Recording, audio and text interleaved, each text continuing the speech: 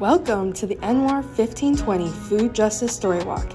I'm Ava Murillo. With me is Anaya Rush and John Panone.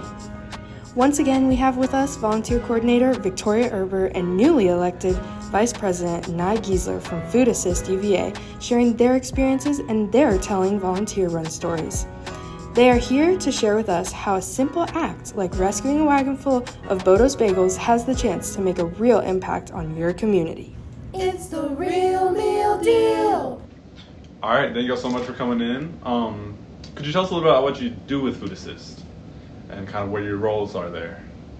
Hi, I'm Victoria. I'm the volunteer coordinator for Food Assist. So I manage our Sign Up Genius, shout out, where y'all can go and sign up for runs. I try to find people for the specific runs where we pick up food.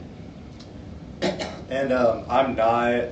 Next year, I'm going to be the VP of Operations, so I'm going to manage the operations of Food Assist, try to expand our relationship, like with the police, and then with our the donors that give us food. All right, thank you. So could you take a second to kind of tell us about how y'all got started with Food Assist and kind of what your process has been? Yeah. So I was like a first year going to one of those like activities fairs. God bless them. Food Assist, we've now upped our signage, but what's it called? The board. Yeah, the poster board was not good. It did not look good. There was one person there, no students around it. Keep in mind, this was like really busy. There was a lot of other people around it. So I was actually drawn in by the lack of anything there. And actually it was a really good decision. It's like the most I'm like involved in any club, and I really like it. Yeah, there you go. Thank you. And then what was your kind of... Yeah, I guess I kind of visited them at the club fair first year, but I knew the president when she was a fourth year at the time and I was a first year, so she just like told me about the club, and that's how I joined. She convinced me to join. That's the first year. All right, so both of you as first years. Do you have any like specific memories from first year that kind of really were like, this is a place I want to be in, a place I want to get involved in? You can take this one now. First year specifically? Or just early in with Food Assist? Yeah, so Erica was the president who introduced me to the club, and she was just like really passionate about just both decreasing food waste and fighting food insecurity, and that's just what the club does. And I thought that was interesting and a real problem. And yeah, I was just interested in the problem and how the club just tackled that issue.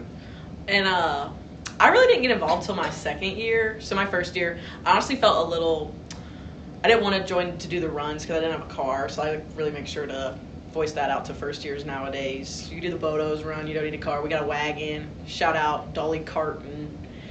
And we also try to take some first years in my car just for different runs. Like to have a lot of fun. Wait, was your question like a good memory? I may have not answered that. That was the question before, wasn't it? Yeah, well, if you did have a good memory.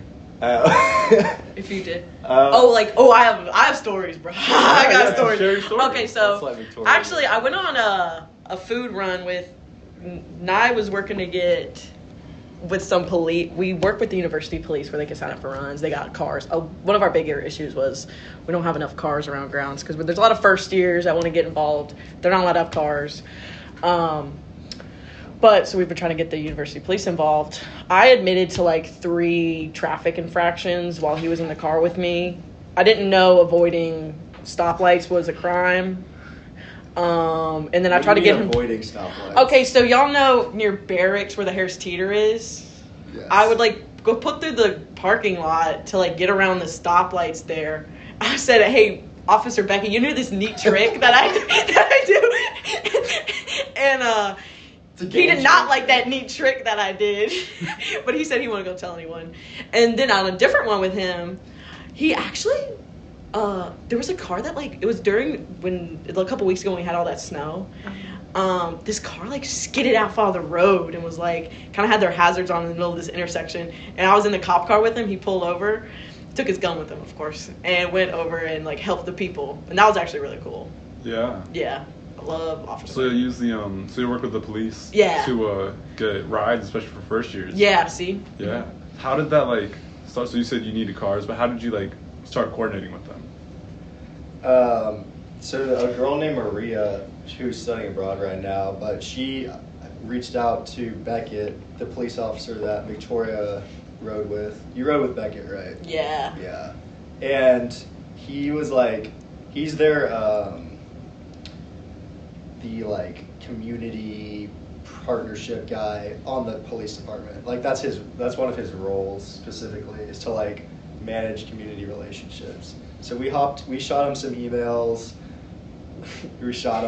Bros. And then we hopped on a phone call with him and just explained like that we basically wanted just their transportation capabilities because we had a shortage of drivers, and he was on board, and I guess the rest is history. Although we're not really like, we're trying to get the place to do one run per week right now, so it's still a work in process. But yeah, that's how the relationship started.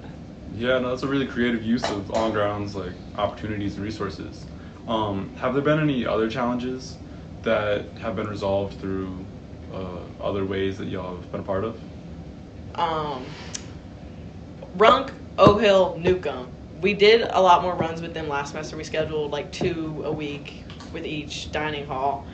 I sent volunteers out there and they just wouldn't have any food. I think that probably would not be putting the food in the tents. It's just extra step of work for them to do, having to coordinate with all these new people. So we've been trying to switch on an on-demand pickup basis with the dining halls instead of just twice a week. And So- then, yeah. Do you I'm have more done. to say? Okay. No. Wait, so what's the process look for like those dining halls and getting food from them, considering the fact that like this is just like made the day of, etc.? Yeah, see, it's kind of hard with. They would put the food in the tins. Wait, sorry, repeat your question. Like, what's the process of it? Because the fact that it's made the day of, so like other Yeah. foods like bagels and stuff is easier to transport. Yeah, exactly. But like These how are would like you go about it? they're more perishable. Mhm. That's why the on demand is a lot better than just us picking it up twice a week, Mhm. which is what we do with Darden. But Darden is a lot nicer, and they package the food up for us. We go up there twice a week, and they always have guaranteed food that goes to waste. I think the dining halls, I mean, hell, they run out of our favorite food sometimes. You got to get to the dining halls quick if you want to get a good meal. So maybe they don't have as much food that goes to waste. Yeah. So So she set up the problem really well there, I thought. And so a solution was going to y'all know the JPJ student athlete Yeah, dining yeah. We hall? were there earlier tonight. Yeah, we actually just came back from there. But they have like, oh, what's up? no, I was saying yeah, it's good. I get in it as a manager. Oh, Okay. hell yeah. You should come with us on a run. Wait, can you scan? I can scan Oh! the card. Sorry, I got So really yeah, excited. they have like so much extra food, and it's really high quality food that they have to prepare for all the athletes. But like they usually throw away like hundreds of pounds a week just of food that they made perfectly good, but it's just extra food. So I have a couple buddies on the lacrosse team, and one of them was really interested in helping out Henry, and so he signed JPJ. They're managed by Airmark, so he signed them to like a food donation contract, just saying like, basically just giving us the green light to go ahead and start donating with them.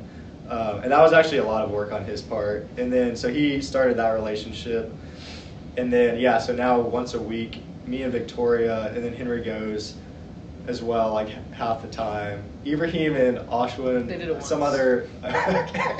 Trying to give people some credit here. But I'm not like. okay. anyway, so we donate, like we get food from JPJ once a week, and they always We got- have tons of food. Do you know how many? We got pounds 100 got? pounds today. Okay, so we got 100 pounds today. We've gotten 200-300 pounds before when we have more volunteers. Today it was just me and Victoria. But the food is also just like a lot higher quality and just better than the other 3 dining halls. So it's a lot of poundage that we donate, and then 2, it's just better food. Yeah, no, it is very good food over there. So once y'all pick up the food, where does that go and where does that get distributed to? It depends on who we pick up from. So Darden, JPJ, they go to the Salvation Army, and there's some very lovely people there that'll help us like unload the stuff. We gotta weigh it for their statistics and then ours. or do the records. And then the dining hall's here, and then Bodo's gets taken. Oh, and we also been working with Harris Teeter. Food Sharing is Caring every Monday morning. We'll go pick up food. Like, that's more fresh produce, which is a lot nicer.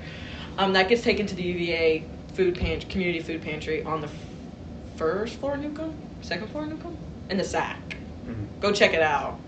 But they moved They're moving next year to student health and wellness, which is kind of inconvenient. Yeah, the move is this week, I believe. Is it this week? I think so. You're kidding. The official move is this week.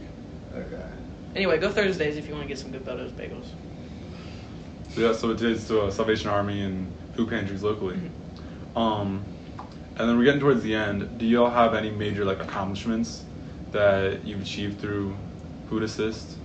So first year, I'd say our biggest problem was, or this was my first year on exec, so I was a second year, is the 23-24 academic year. Okay, bro. It'd be You know what?